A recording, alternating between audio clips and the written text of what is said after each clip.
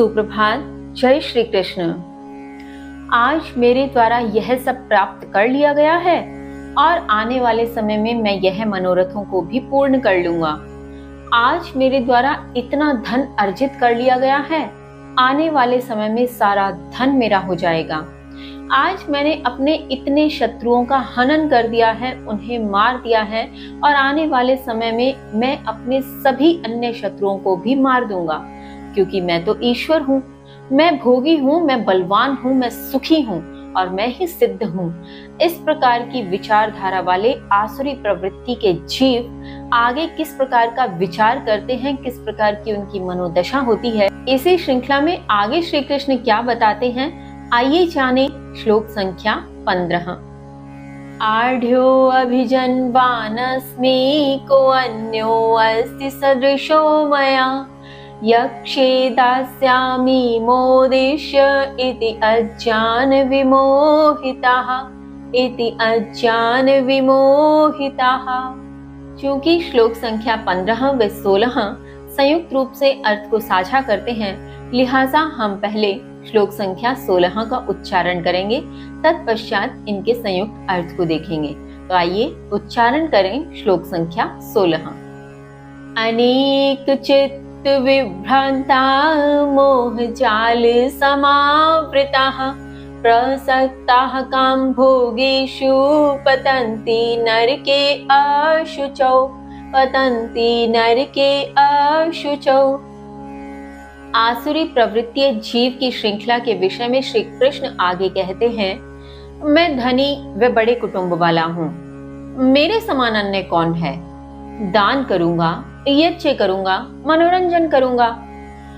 इस प्रकार के अज्ञान से मोहग्रस्त होते हुए अनेक दिशाओं में भ्रमित चित्त मोह के जाल से आवृत्त होकर काम भोगों से आसक्त अपवित्र नरक में गिरते हैं। भावार्थ, यहाँ श्री कृष्ण कहते हैं कि आसुरीय प्रवृत्ति से उत्पन्न जो जीव है, उसके भीतर अनेक प्रकार के कुविचार होते हैं। उसका विचार होता है कि मैं ही सबसे बड़ा धनी हूँ और मैं कुटुंब वाला हूँ, अर्थात यह सारा कुटुंब मेरा है, क्योंकि उसने स्वयं को ईश्वर मान लिया है। तो वह यही सोचकर आगे यह सोचता है कि दान कर लूंगा, यज्ञ कर लूंगा और इधर से मैं मनोरंजन करता रहूंगा, तो मेरा बैलेंस तो पूरा हो जाएगा।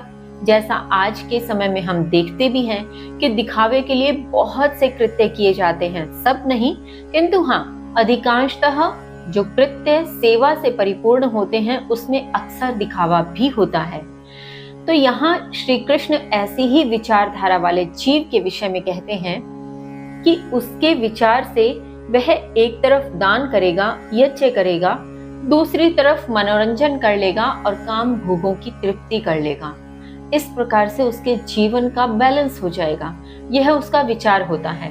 और इसी प्रकार की अज्ञानता, इसी प्रकार के अज्ञान के मोह से ग्रसित होकर इस प्रकार से अनेक दिशाओं में भटकने वाला, अनेक रूपों में भ्रमित होने वाला वह चित्त, अनेक दिशाओं में भटकने वाला वह मन, वह जीव मोह के जाल से ढक जाता है पूरी तरह से। मोह का जाल उसके ऊपर आवरण के रूप में आच्छादित हो जाता है और वह केवल काम भोगों की तृप्ति के लिए भागता रहता है और इस प्रकार से भागते हुए वह काम भोगों से आसक्त अपवित्र नरक में ही गिरता है, उसी को प्राप्त करता है।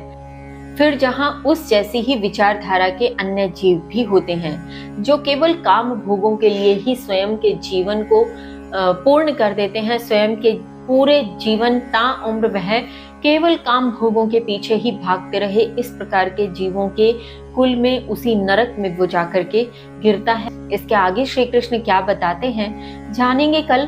तब तक के लिए जय श्री कृष्ण।